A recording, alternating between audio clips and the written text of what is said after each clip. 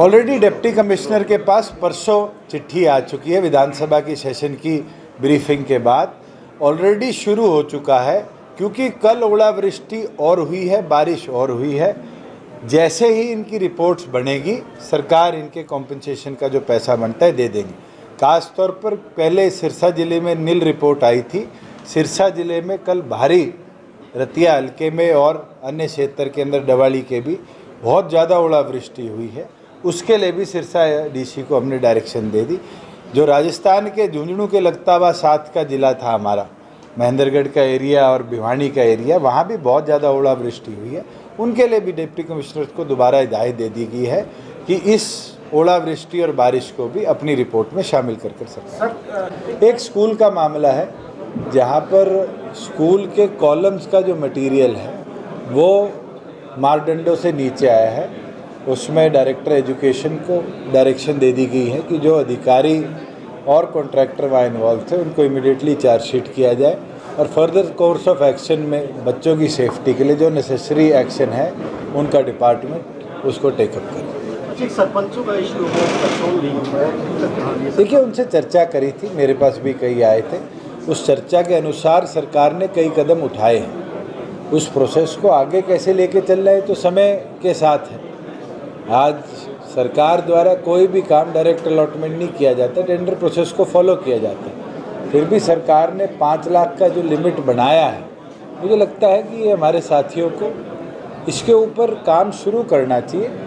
अगर कोई दिक्कत आती है तो सरकार ने 2 से 5 किए, अगर कोई और ज़रूरत पड़ेगी तो और इनसे डिस्कशन करके आगे करेंगे। पर मैं ये मानता हूँ कि 5 लाख रुपए करना गांव की मुख्य समस्याओं का निपटारा सरपंच लेवल पे, इससे राहुल गांधी का मामला आया है, सदस्यता समाप्त की गई है, पूरा विपक्ष लामबंद है और उसका कहना है कि साजिश के तहत ही किया गया है। अगर मैं यही चीज़ आपसे पूछूं कि मेरे पिताजी और दादाजी को 10 साल की सज़ा कोर्ट ने दी तो क्या वो साजिश थी? आज कोर्ट का डिसीजन आया है। मुझे लगता है कोर्ट के डिसीजन सही आए गलत आए, इसको क्रिटिसाइज हम नहीं कर सकते। हम नेक्स्ट कोर्ट के अंदर जाकर अपील कर सकते हैं। उनके पास अभी भी रास्ता है। अभी तो जुडिशियल मजिस्ट्रेट ने फैसला किया है, उसके बाद सब सेशन जज का फैसला है, हाई कोर्ट है, सुप्रीम कोर्ट है। मैं मानता हूँ कि जुडिशरी को इस तरीके से क्रिटिसाइज आज ये कर रहे हैं, ये अपने आप में जो इनके कार्य रहे हैं इतिहास में, ये अब इनको भी वही कार्य भुगतने पड़ रहे हैं। जुडिशरी ने 30 दिन का टाइम दिया था, लेकिन पार्लियामेंट ने जिस तरह से एक्शन लिया है। हरियाणा का केस है प्रदीप चौधरी जी का, उनको 2 साल की सज़ा हुई थी। हरियाणा विधानसभा ने सेकेंड डे उनकी सदस्यता रद्द करी थी। माननीय हाईकोर्ट हिमाचल प्रदेश ने उनको स्टे भी दिया, उनकी सदस्यता भी वापस आई। तो या तो कांग्रेस बहुत घबरा गई है या कांग्रेस को ये एहसास हो गया है कि अब जो कांग्रेस के अंत की हम बात करते थे वो पास है।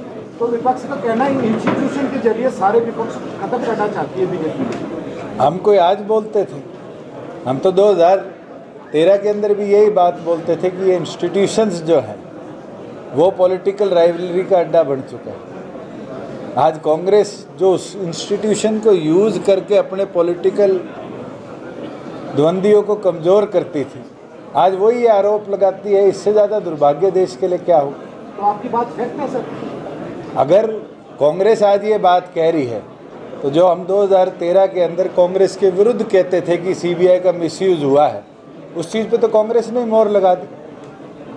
कांग्रेस ने तो लगा दी। आप सही मानते हैं इस चीज़ को कि हो रहा है इंस्टीट्यूशन? हमने तो देखा है, भुगता है। आज भी केस चल रहे हैं, कौन से बरी हुए। हम तो जब बोलते थे कि पॉलिटिकल कांग्रेस का जो दौर था, जिस तरह उनने गवर्नमेंट मशीनरी को मिसयूज़ किया, आज देश के जो हालात हैं उसका ही नतीजा है कि जहां रीजनल पार्टी स्ट्रांग होती दिखी, कांग्रेस ने उनको इस प्रकार की मशीनरी यूटिलाइज कर कमज़ोर की। और आज कांग्रेस उस चीज़ पे मोहर लगा रही है। मैं तो ये मानता हूं कि कांग्रेस ने मान लिया है कि उनके करे हुए कर्मों का फल आज उनको भुगतना पड़ रहा है। आपने तो भुगता है सर। 24 घंटे के अंदर सदस्यता रद्द की गई, क्या आप मानते हैं कि जल्दबाजी है?